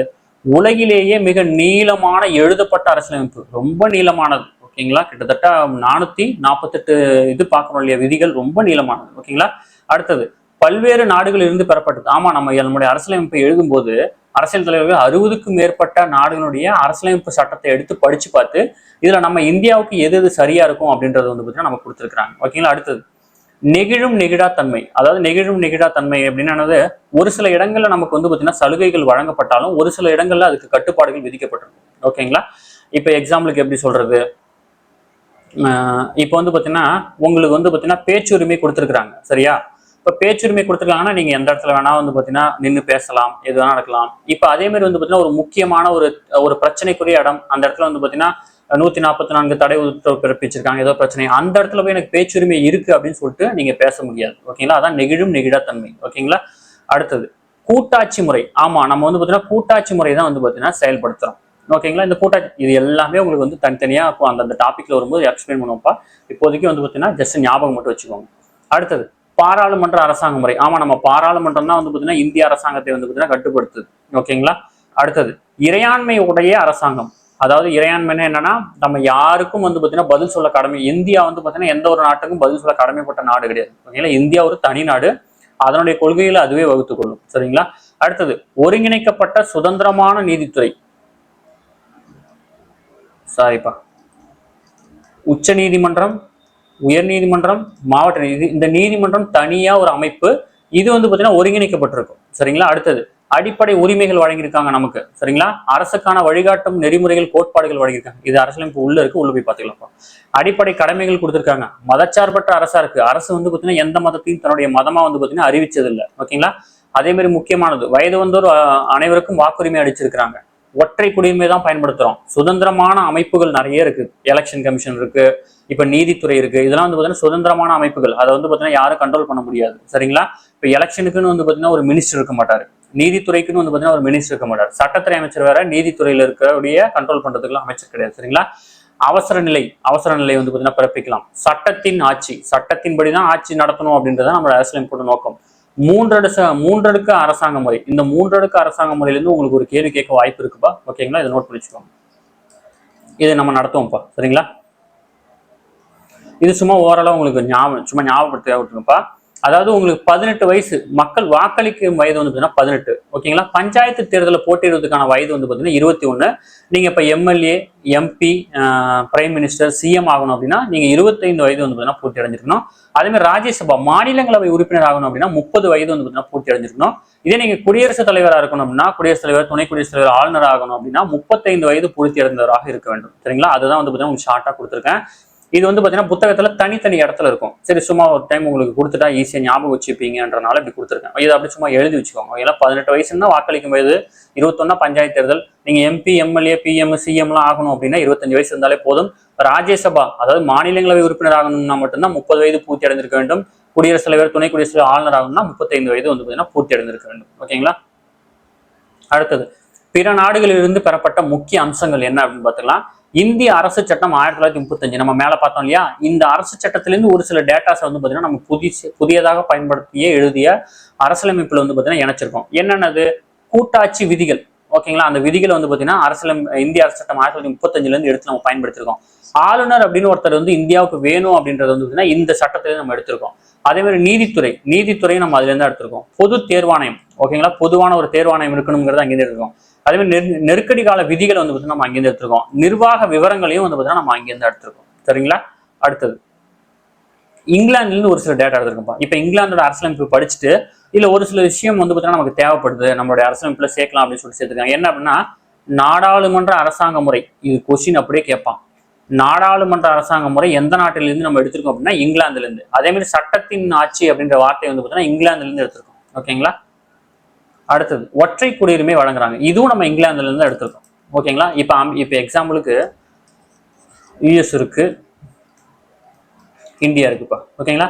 இப்ப நீங்க வந்து அமெரிக்காவில் வந்து பாத்தீங்கன்னா இரட்டை குடியுரிமை பின்பற்றுறாங்க. இந்தியாவில் வந்து பாத்தீங்கன்னா ஒற்றை குடியுரிமை தான். இப்ப அமெரிக்காவில் நீங்க அமெரிக்கா, ஓகேங்களா, யூஎஸ்க்குன்னு ஒரு பர்மிஷன் வாங்கணும். ஓகேங்களா. அமெரிக்காவில் சரிப்பா. அமெரிக்காவில் வந்து பாத்தீங்கன்னா நீங்க குடியேறணும் அப்படின்னா அமெரிக்காவில் ஒரு குடியுரிமை வாங்கணும். அமெரிக்காவில் நீங்க எந்த இடத்துல வந்து பாத்தீங்கன்னா வாழ போறீங்களோ அங்க வந்து பாத்தீங்கன்னா ஒரு குடியுரிமை வாங்கணும். இப்ப டெக்சாஸ் அப்படின்னு ஒரு மாகாணம் இருக்குன்னு வச்சுக்கோங்க. இப்ப அந்த மாகாணத்துல நீங்க ஒரு குடியுரிமை வாங்கணும். அப்ப 2 குடியுரிமை வந்து பாத்தீங்கன்னா நீங்க வாங்கணும். ஓகேங்களா. ஆனா இந்தியாவில் அப்படி இல்லை. இந்தியாவில் ஒரே ஒரு குடியுரிமை வாங்கினா போதும். மொத்த இந்தியாவில் நீங்க எங்க வேணா வசிக்கிறதுக்கு ஒரு உரிமை இருக்கு. ஓகேங்களா. இதுதான் ஒற்றை குடியுரிமை. அடுத்தது மத்திய அமைச்சரவையும் வந்து பாத்தீங்கன்னா நம்ம இங்கிலாந்துல இருந்து எடுத்திருக்கோம். நாடாளுமன்றத்துக்கு என்னென்ன உரிமைகள் இருக்கு அப்படின்றது அங்கிருந்து எடுத்திருக்கோம். ஓகேங்களா. 2 அவை கொண்ட சட்டமன்றமும் வந்து பாத்தீங்கன்னா அங்கிருந்து எடுத்திருக்கோம். ஓகேங்களா. இப்ப எக்ஸாம்பிளுக்கு வந்து பாத்தீங்கன்னா மாநிலங்களவை, மக்களவை இருக்கு இல்லையா, அது எல்லாமே வந்து பாத்தீங்கன்னா இங்கிலாந்துல இருந்து எடுத்திருக்கோம். ஓகேங்களா. அடுத்து வந்து பாத்தீங்கன்னா 2026ஆம் ஆண்டு காவலர் தேர்வுக்காக வந்து பாத்தீங்கன்னா நமது பயிற்சி மையம் சார்பில் வந்து பாத்தீங்கன்னா சிறை அப்படின்ற ஆன்லைன் டெஸ்ட் பேஜ் வந்து தொடங்கிருக்கும்பா. விருப்பம் உள்ளவங்க ஜாயின் பண்ணிக்கோங்க. ஏப்ரல் 1ஆம் தேதியிலிருந்து வந்து பாத்தீங்கன்னா டெஸ்ட் ஸ்டார்ட் ஆகுது. மொத்தம் 65 தேர்வு, 6500 வினா உங்களுக்கு கிடைக்கும். 6 மாத காலம் வந்து பாத்தீங்கன்னா இந்த டெஸ்ட் பேஜ் நடக்க இருக்குது. சரிங்களா. இதுக்கு ஜஸ்ட் வந்து பாத்தீங்கன்னா உங்ககிட்ட ஒரு மொபைல் இருந்தாலே இந்த எக்ஸாம் ஈஸியா வந்து பாத்தீங்கன்னா உங்களால பாத்தீங்கன்னா அக்சஸ் பண்ணிக்க முடியும். வீட்ல இருந்தே நீங்க எக்ஸாம் எழுதலாம். ஓகேங்களா. கொஸ்டின்ஸ்லாம் வந்து பாத்தீங்கன்னா பக்கா ஸ்டாண்டர்டா இருக்கும்பா. நம்ம ஆல்ரெடி வீடியோ போட்டிருக்கோம். ஓகேங்களா. அதே மாதிரி வந்து பாத்தீங்கன்னா ஜிகே பார்ட்டுக்கான ஸ்கூல் புக் வந்து இல்லை அப்படின்னா நம்ம பிடிஎஃப் கொடுத்துருவோம். ஓகேங்களா. கரண்ட் அஃபேர்ஸ்லாம் வந்து பாத்தீங்கன்னா இந்த கரண்ட் அஃபேர்ஸ்லாம் லாஸ்ட் மினிட்ஸ்ல வந்து பாத்தீங்கன்னா உங்களுக்கு வந்து ஒரு பிடிஎஃப் ஆவோ ஒரு கிளாஸஸ் ஆவோ எப்படியும் நம்ம ப்ரொவைட் பண்ணிடுவோம். சரிங்களா. அதே மாதிரி வந்து பாத்தீங்கன்னா கொடுத்த சிலபஸ் நீங்க கரெக்டா ஃபாலோ பண்ணி படிச்சா போதும்பா. ஓகேங்களா. நீங்க சிலபஸை ஃபாலோ பண்ணி அன்னைக்கு டெஸ்ட் அன்னைக்கு எதனால ஈஸியா கிளியர் பண்ணிடலாம். ஓகேங்களா. இந்த டெஸ்ட் பேஜை பொறுத்தவரை வந்து பாத்தீங்கன்னா நீங்க வீட்ல இருந்து படிக்கணும்னு விரும்புறீங்க, வேலைக்கு போறீங்க, ஹவுஸ் ஒய்ஃபா இருக்கீங்க அப்படின்னா இந்த டெஸ்ட் பேஜ் 100% உங்களுக்கு பயனுள்ளதா இருக்கணும். விருப்பமுள்ள மாணவர்கள் இமீடியட்டா ஜாயின் பண்ணிக்கோங்க. நம்ம வந்து பாத்தீங்கன்னா ஸ்கிரீன்ல தெரியுற நம்பருக்கு வந்து பாத்தீங்கன்னா கால் பண்ணி டீடைல் கேட்டு தெரிஞ்சு இமீடியட்டா ஜாயின் பண்ணிக்கோங்க. உங்களுக்கு வந்து இந்த ஷெட்யூல் பிடிஎஃப் வேணும் அப்படின்னா ஸ்கிரீன்ல தர நம்பருக்கு வந்து ஜஸ்ட் வாட்ஸ்அப்ல ஹாய் அனுப்புனாலே உங்களுக்கு ஷெட்யூல் சென்ட் பண்ணிடுவாங்க. எல்லாம் டிஸ்கிரிப்ஷன் லிங்க் கொடுத்துருக்கேன். நீங்க அதை டச் பண்ணி பாத்துக்கோங்க. சரிங்களா. அடுத்தது இப்ப அமெரிக்க அரசியலமைப்புல என்னென்ன எடுத்திருக்கோம் அப்படின்றத பார்த்துக்கலாம். அரசியலமைப்புடைய முகவுரை வந்து பாத்தீங்கன்னா அங்கிருந்து எடுத்திருக்கோம். ஓகேங்களா. அரசியலமைப்பு வந்து பாத்தீங்கன்னா புத்தகத்துக்கு ஒரு இண்டெக்ஸ் பேஜ் மாதிரி ஒரு முகவுரை வேணுங்கிறத அமெரிக்க அரசியலமைப்பு பார்த்து எடுத்திருக்கோம். அதே மாதிரி அடிப்படை உரிமைகள் மக்களுக்கு வந்து பாத்தீங்கன்னா அடிப்படை உரிமைகள் ஒன்று வேணுங்கிறத நம்ம அமெரிக்க அரசியலமைப்புல இருந்து எடுத்திருக்கோம். சுதந்திரமான நீதித்துறைங்கிறதும் அங்கிருந்து எடுத்திருக்கோம். ஓகேங்களா. நீதி புலனாய்வு அப்படின்னா என்ன அப்படின்னா இப்ப வந்து பாத்தீங்கன்னா பாராளுமன்றம் ஒரு சட்டத்தை ஏற்றுறாங்க. ஓகேங்களா. அந்த சட்டம் வந்து பாத்தீங்கன்னா அரசியலமைப்பு சட்டத்துக்கு முரணானது இருந்துச்சு, அதாவது அரசியலமைப்பு அதாவது இப்போ எக்ஸாம்பிளுக்கு அடிப்படை உரிமையை மீறுற மாதிரி இருந்துச்சு அப்படின்னா அதை வந்து பார்த்தீங்கன்னா நீதிமன்றம் வந்து பார்த்தீங்கன்னா இதை செல்லாதாக அறிவிக்க முடியும். அதான் நீதி புனராய்வு. ஓகேங்களா. அடுத்தது குடியரசுத் தலைவரை பதவி நீக்கம் செய்யும் முறை, அதுவும் வந்து பார்த்தீங்கன்னா அமெரிக்க அரசியலமைப்புல இருந்து எடுத்திருக்கோம். அடுத்தது உயர் நீதிமன்றம் மற்றும் உச்ச நீதிமன்ற நீதிபதிகளை பதவி நீக்கம் செய்யும் முறை வந்து பார்த்தீங்கன்னா அமெரிக்கால இருந்து எடுத்திருக்கோம். ஓகேங்களா. துணை குடியரசுத் தலைவர் ஒருத்தர் வேணும் அப்படின்றத வந்து பார்த்தீங்கன்னா நம்ம அமெரிக்கால இருந்து எடுத்திருக்கோம். ஓகேங்களா. அடுத்தது அயர்லாந்து. அதாவது பிரிட்டிஷ் ஆட்சி செய்யும்போது நமக்கு ஆளுநர் மட்டும் தான் பார்த்துருப்பாங்க. இந்த மாதிரி குடியரசுத் தலைவர், துணை குடியரசுத் தலைவர் இருந்திருக்க மாட்டாங்க. அதனால நம்ம அந்தந்த ஒரு நாட்டுல இருந்து நம்ம அந்த பதவிகள் எடுத்திருக்கோம். ஓகேங்களா. அடுத்தது அயர்லாந்து. அயர்லாந்துல இருந்து அரசுக்கான வழிகாட்டும் கோட்பாடுகள், டிபிஎஸ்பின்னு சொல்லுவாங்க இங்கிலீஷ்ல. இதை வந்து அயர்லாந்துல இருந்து எடுத்துருக்கோம். இது ரொம்ப ரொம்ப முக்கியமானது.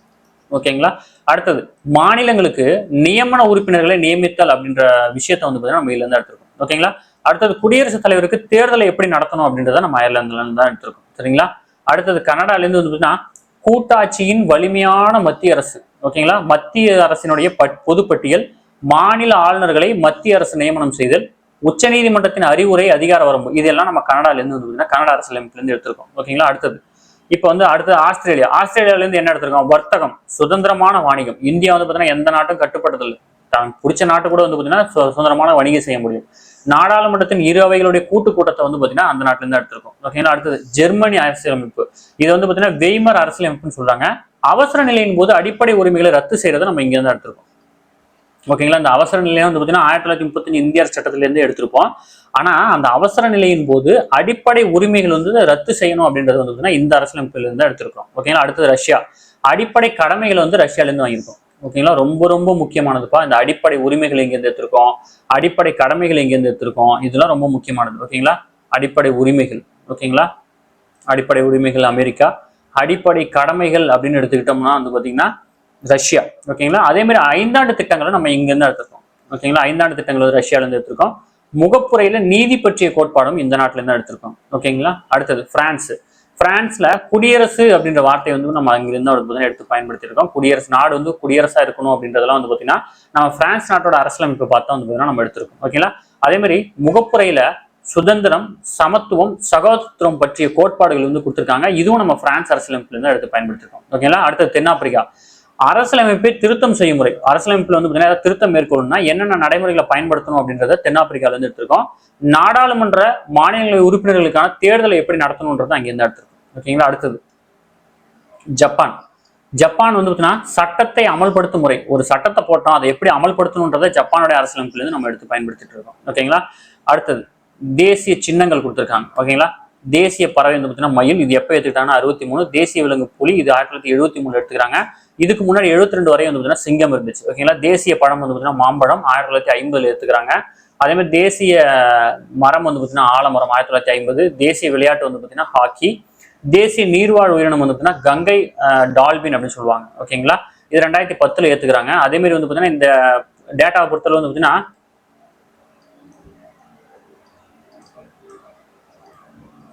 இது ஒரு ஷார்ட்கட் வச்சுக்கோங்க. ஃபர்ஸ்ட் வந்து பார்த்தீங்கன்னா ஒரு மரத்துல வந்து பார்த்தீங்கன்னா பூ பூக்குமா, பழம் வருமா, அப்புறம் காய் காய்க்குமா, அப்போ வந்து தேசிய மலர், தேசிய பழம், தேசிய தேசிய மரம்ப்பா, சாரிப்பா, தேசிய மரம். இது எல்லாமே 1950பா. ஓகேங்களா. கொடுத்துருக்காங்க பாருங்க. பழம் இருக்கா, அடுத்து வந்து பார்த்தீங்கன்னா மரம் இருக்கா, தேசிய பூ தாமரையும் வந்து பார்த்தீங்கன்னா 1950 தான் ஏற்றுட்டு இருந்திருப்பாங்க. அந்த டேட்டாவில் கொடுக்கல, உங்க பள்ளிப்பாட புத்தகத்தில் இருக்கும். சரிங்களா. சும்மா ஷார்ட்கட் மாதிரி ஞாபகம் வச்சுக்கோங்க. ஓகேங்களா. அடுத்தது தேசிய கீதம். ஜனகணமன தான் வந்து பார்த்தீங்கன்னா தேசிய கீதமா இருக்கு. இதை இயற்றியவர் அப்படின்னா ரவீந்திரநாத் தாகூர். பாடும் கால அளவு வந்து பார்த்தீங்கன்னா 52 வினாடிகள்ப்பா. ஓகேங்களா. இதை சுருக்கமா பாடணும் அப்படின்னா 22 வினாடிகளுக்குள்ள பாடி முடிக்கணும். முதல் முறையா எங்க பாடுறாங்க அப்படின்னா 1911 கொல்கத்தா நடைபெற்ற காங்கிரஸ் மாநாட்டில் பாடுறாங்க. இதை எப்ப ஏத்துக்கிறாங்க அப்படின்னா ஜனவரி 24, 1950. ஓகேங்களா. இந்த டேட் என்ன டேட்னு முடிஞ்சா ஞாபகம் இருந்தா கமெண்ட் பண்ணுங்கப்பா. இதை பத்தி நம்ம மேல பார்த்துட்டோம். ஓகேங்களா. இது வந்து பாத்தீங்கன்னா இந்தியாவினுடைய காலை நேர பாடல் அப்படின்னு அழைக்கப்படுது. ஓகேங்களா. இதை உங்க பள்ளி பாடத்துல இல்ல பழைய புத்தகத்துல இருக்கிற டேட்டாப்பா. சரிங்களா. அடுத்தது தேசிய பாடல் வந்தே மாதரம். இதை இயற்றியவர் பக்கிம் சந்திர சாட்டர்ஜி. இது வந்து எங்கேருந்து எடுத்துருக்காங்க? ஆனந்த மடம் அப்படின்ற நாவல்ல இருந்து எடுத்திருப்பாங்க. ஜனவரி 24, 1950 தான் இதை ஏத்துக்கிட்டாங்க. ஓகேங்களா. தேசிய கீதத்துக்கு இணையான அந்தஸ்து வந்து பார்த்தீங்கன்னா வழங்கப்பட்டிருக்கு. ஓகேங்களா. அடுத்தது தேசிய கொடி. இதை யார் வடிவமைக்கிறாருன்னா பிக்காலி வெங்கையா, ஆந்திரத்தை சேர்ந்தவர். ஏற்றுக்கொள்ளப்பட்டது எப்ப ஏத்துக்கிறாங்க அப்படின்னா ஜூலை 22, 1947 ஏத்துக்கிறாங்க. இதனுடைய நீள அகல விகிதம் வந்து பார்த்தீங்கன்னா 3:2 அப்படின்ற வகையில் இருக்க வேண்டும். ஓகேங்களா. இப்ப அகல நீளம்னு கேட்டாங்கன்னா 2:3 மாத்தணும். இது வந்து பார்த்தீங்கன்னா உங்களுக்கு எக்ஸாம்ல ஏதாவது மாத்தி கேட்டு போறாங்க, பாத்துக்கோங்க. அடுத்தது தேசிய நாள்காட்டி. கனிஷ்கர் காலத்துல சகாப்தம் அப்படின்ற ஆண்டை வந்து பார்த்தீங்கன்னா அடிப்படையாக கொண்டது. இது ஆண்டினுடைய முதல் மாதம் வந்து பார்த்தீங்கன்னா சைத்ரா, அதாவது சித்திரை அடிப்படையாக கொண்டது. இந்தியாவுடைய தேசிய நாள்காட்டி வந்து மார்ச் 22, 1957 வந்து அங்கீகரிக்கப்படுச்சு. ஓகேங்களா. பொதுவாக இந்தியாவில் வந்து கிரிகோரியன் நாட்காட்டி முறை வந்து பயன்படுத்துறாங்க. அதாவது ஜனவரில இருந்து டிசம்பர் வரைக்கும் அப்படின்றத நம்ம பயன்படுத்திட்டு இருக்கோம். ஓகேங்களா. அடுத்தது அலுவல் மொழி. இந்திய ஒன்றியத்தினுடைய அலுவல் மொழியாக தேவநாகரி வடிவிலான ஹிந்தி மொழி வந்து பார்த்தீங்கன்னா பின்பற்றப்படுது. ஓகேங்களா, இது ரொம்ப முக்கியமானது. ஓகேங்களா, அடுத்தது தேசிய முத்திரை. அசோகரால் உருவாக்கப்பட்ட சாரநாத் சிங்கத்தூண் வந்து பார்த்தீங்கன்னா இந்தியாவின் தேசிய முத்திரையாக ஜனவரி 26, 1950 ஏத்துக்கிறாங்க. இதன் கீழ் வந்து பார்த்தீங்கன்னா சத்தியமேவ ஜெயதே, அதாவது வாய்மையே வெல்லும் அப்படின்ற வாசகம் இருக்கும். இந்த வாசகம் முண்டக உபநிடத்திலிருந்து வந்து பார்த்தீங்கன்னா எடுத்திருக்காங்க. இதெல்லாம் உங்க பள்ளி பாடத்தில் இருக்குப்பா, சரிங்களா, செக் பண்ணிக்கோங்க. அடுத்தது தேசிய நாணய குறியீடு. இதுதான் தேசிய நாணய குறியீடு. ஓகேங்களா, இப்படி இருக்கும். இதை வந்து பார்த்தீங்கன்னா 2010 வந்து பார்த்தீங்கன்னா ஏத்துக்கிறாங்க. இதை வடிவமைத்தர் யார் அப்படின்னா தமிழகத்தை சேர்ந்த டி உதயகுமார். ஓகேங்களா, இவர் தான் வந்து பார்த்தீங்கன்னா வடிவமைச்சு கொடுத்துருக்காரு. நம்ம டெஸ்ட் பேஜ்ல என்னென்னு விருப்பப்பட்டீங்கன்னா இமீடியட்டா ஜாயின் பண்ணிக்கோங்கப்பா, சரிங்களா, கண்டிப்பா உங்களுக்கு பயனுள்ளதா இருக்கும். ஓகேவா, அடுத்த அட்டவணைக்கு வந்தாச்சுப்பா. அதாவது மொத்தம் எத்தனை அட்டவணை இருக்கு அப்படின்னு நம்ம மேல பார்த்தோம். 12 அட்டவணைகள் இருக்கு. இந்த 12 அட்டவணை பத்தி டீட்டெயில்ஸ் தான் வந்து பார்த்தீங்கன்னா இதுல இருக்கும். அந்த அட்டவணையில என்னென்ன சொல்லியிருக்காங்க, எந்த அட்டவணையில என்ன இருக்கு அப்படின்ற டீட்டெயில் கொடுத்துருக்கோம். அந்த 12 அட்டவணை முடிச்ச உடனே வந்து பார்த்தீங்கன்னா உங்களுக்கு வந்து இதுக்கு போயிடும், அரசமைப்புடைய பாகங்கள் எத்தனை அப்படின்றதுக்கு போயிடுவோம். இதுல 25 பாகங்கள் இருக்கு. அதுல எந்தெந்த பாகத்துல எதை பத்தி சொல்லியிருக்காங்க அப்படின்னு கொடுத்துருக்காங்க. இது வந்து பார்த்தீங்கன்னா நம்ம இன்னொரு நாளைக்கு பார்க்கலாம்ப்பா. ஓகேங்களா, இன்னொரு நாள் டெமோ கிளாஸ்ல பார்க்கலாம். இப்போ வந்து பார்த்தீங்கன்னா இதுவே வந்து பார்த்தீங்கன்னா உங்களுக்கு டைம் ரொம்ப அதிகமாக இருக்கும். நீங்க இதே ஸ்லோவா பார்த்தா தான் உங்களுக்கு புரியும். இதுல ஏதாவது டவுட் இருந்துச்சுன்னா கமெண்ட் பண்ணுங்க. ஏதாவது சின்ன சின்ன மிஸ்டேக்ஸ் இருந்துச்சுன்னா சொல்லுங்க. ஓகேங்களா, புக் வந்து கரண்ட் புக்ல வந்து பார்த்தீங்கன்னா ஏதாவது டேட்டாஸ் வந்து சேஞ்ச் ஆகலாம் வாய்ப்பு இருக்கு. அதனால தான் வந்து பார்த்தீங்கன்னா ஏதாவது மிஸ்டேக் இருந்தால் சொல்லுங்க, நம்ம அதை கரெக்ஷன் பண்ணிக்கலாம். அடுத்த வந்து பார்த்தீங்கன்னா இப்போ நம்ம இப்படி நடத்துறோம் அப்படின்னா இதை பத்தி வந்து நம்ம டெஸ்ட் கொஸ்டின் வச்சிருவோம். இந்த இருக்கு பார்த்தீங்களா, ஒரு 50 கொஸ்டின். ஓகேங்களா, ஒரு 50 கொஸ்டின் வந்து பார்த்தீங்கன்னா இப்போ நடத்தினதுலேருந்து எடுத்துருவோம். அதுலேருந்து வந்து பார்த்தீங்கன்னா உங்களுக்கு டெஸ்ட் வச்சிருவோம். சரிங்களா, அதுக்கான ஆன்சர் கீ வந்து பார்த்தீங்கன்னா இந்த இருக்கு. சரிங்களா, ஓகேப்பா, இதில் ஏதாவது டவுட் இருந்துச்சுன்னா கமெண்ட் பண்ணுங்க. அடுத்த வந்து ஃபைனல் நம்ம வந்து பார்த்தீங்கன்னா டெஸ்ட் பேட்சை பற்றி ஒரு ஓரல் வியூ சொல்லிடுறேன். 2026 போலீஸ் எக்ஸாமுக்காக வந்து பார்த்தீங்கன்னா சிறை அப்படின்ற ஆன்லைன் டெஸ்ட் பேட்ச் வந்து பார்த்தீங்கன்னா தொடங்கியிருக்கோம். இந்த டெஸ்ட் பேட்ச் ஏப்ரல் 1 ஸ்டார்ட் ஆகுது. 6 மந்த் வந்து பார்த்தீங்கன்னா வேலிடிட்டி. அதில் வந்து பார்த்தீங்கன்னா 65 டெஸ்ட் 6500 வினாக்கள் உங்களுக்கு கிடைக்கும். ஸ்க்ரீனில் இருக்கிற நம்பருக்கு வந்து கால் பண்ணி டீட்டெயில் கேட்டு தெரிஞ்சு ஜாயின் பண்ணிக்கோங்க. ஃபீஸ் டீட்டெயில் எல்லாமே இந்த ஷெடியூல் இருக்கும். கம்ப்ளீட்டாக அந்த ஷெடியூலை படிச்சு பார்த்துட்டு ஜாயின் பண்ணிக்கோங்க. முதல் தேர்வு வந்து பார்த்தீங்கன்னா ஏப்ரல் 1 தான் ஸ்டார்ட் ஆகுது. ஆனால் முன்னாடி வந்து பார்த்தீங்கன்னா ஒரு ஃபுல் டெஸ்ட் வந்து பார்த்தீங்கன்னா கொடுக்குறோம். இந்த ஃபுல் டெஸ்ட்டோட நோக்கம் அப்படி என்னன்னு பார்த்தீங்கன்னா இந்த ஃபுல் டெஸ்ட்டை வந்து பார்த்தீங்கன்னா நீங்கள் அட்டன் பண்ணிட்டு உங்களுடைய மார்க்கை வந்து பார்த்தீங்கன்னா நீங்கள் அனாலிசிஸ் பண்ணிக்கணும். ஓகேங்களா, இப்போ எக்ஸாம்பிளுக்கு ஹிஸ்ட்ரி, ஜாகிரபி, பாலிட்டி, எக்கனாமிக்ஸ் இருக்குன்னா இதில் வந்து பார்த்தீங்கன்னா இந்த டெஸ்ட்ல எத்தனை கொஸ்டின் கேட்டிருக்காங்க, அதில் நம்ம எத்தனை கொஸ்டினுக்கு ஆன்சர் பண்ணியிருக்கோம். இப்போ இதில் 5 கொஸ்டின் கேட்டிருக்காங்க, நம்ம 2 தான் ஆன்சர் பண்ணியிருக்கோம் அப்படின்னா நீங்கள் பாதி, அதாவது 50% கீழே தான் இருக்கீங்க அப்படின்னு அர்த்தம். அப்போ இதை படிக்கிறதுக்கு ஃபோக்கஸ் பண்ணணும். இப்போ ஹிஸ்ட்ரியில் 10க்கு வந்து பார்த்தீங்கன்னா 8 ஆன்சர் பண்ணியிருக்கீங்க அப்படின்னா ஓரளவு நல்ல மார்க். 80% வந்து பார்த்தீங்கன்னா ஹிஸ்ட்ரியில் நீங்கள் ஸ்ட்ராங்காக இருக்கீங்கன்னு அர்த்தம். அப்போ எதில் வீக்காக இருக்கீங்கன்னு தெரிஞ்சுக்கிட்டு படிக்கணும். அதுக்கு தான் வந்து பார்த்தீங்கன்னா இந்த 25ஆம் தேதியில 1ஆம் தேதி வரைக்கும் 5 நாள் கேப் கொடுத்துருக்கோம். இதுக்குள்ள நீங்கள் மார்க் அனாலிசிஸ் பண்ணணும். 6லேருந்து 10 வரைக்கும் ஸ்கூல் புக்கை கலெக்ட் பண்ணி வச்சுக்கணும். இதை வச்சுக்கிட்டீங்க அப்படின்னா நம்ம அடுத்து வந்து பார்த்தீங்கன்னா டெஸ்ட் பேட்ச் கண்டினியூஸாக நடக்கும். சரிங்களா, விருப்பமுள்ள மாணவர்கள் இமிடியேட்டா ஜாயின் பண்ணிக்கோங்க. இது எப்படி ஜாயின் பண்றது அப்படின்ற டீட்டெயில் எல்லாமே வந்து பார்த்தீங்கன்னா இந்த ஷெடியூலோட லாஸ்ட் பேஜில் வந்து பார்த்தீங்கன்னா நம்ம கொடுத்துருக்கோம். சரிங்களா, நீங்கள் எப்படி ஜாயின் பண்ணணும், என்னென்ன டீட்டெயில்ஸ் வந்து கேட்பாங்க அப்படின்ற டீட்டெயில் வந்து பார்த்தீங்கன்னா ஃபுல்லாகவே இதில் கொடுத்துருக்கோம். சரிங்களா, எந்த நம்பருக்கு ஜிபே பண்ணணும் அப்படின்ற உள்ள எல்லா டீட்டெயில்ஸுமே வந்து பார்த்தீங்கன்னா இதில் கொடுத்துருப்பாங்க. இதை ஃபுல்லாக படிச்சு பார்த்து இதில் இருக்கிற மாதிரி ஜாயின் பண்ணிக்கோங்க. சரிங்களா, ஓகேப்பா, உங்களுக்கு வந்து இந்த பிடிஎஃப் வந்து நான் குரூப்ல போட்டு வரேன்ப்பா. அந்த பிடிஎஃப் வந்து நான் நடத்தி முடிச்ச உடனே நம்ம வந்து பார்த்தீங்கன்னா கொடுத்துருவோம். அதே நம்ம ஆன்லைன் கிளாஸ் ஜாயின் பண்ண ஸ்டூடெண்ட்டுக்கு அது இமீடியட்டா கிடைச்சிருப்பா. அந்த பிடிஎஃப் ஒன்று கிடைச்சிரும். மற்ற ஸ்டூடெண்ட்ஸ்க்கு வந்து பார்த்தீங்கன்னா அந்த பிடிஎஃப் போட்டுருப்பா. சரிங்களா, தேங்க்யூ.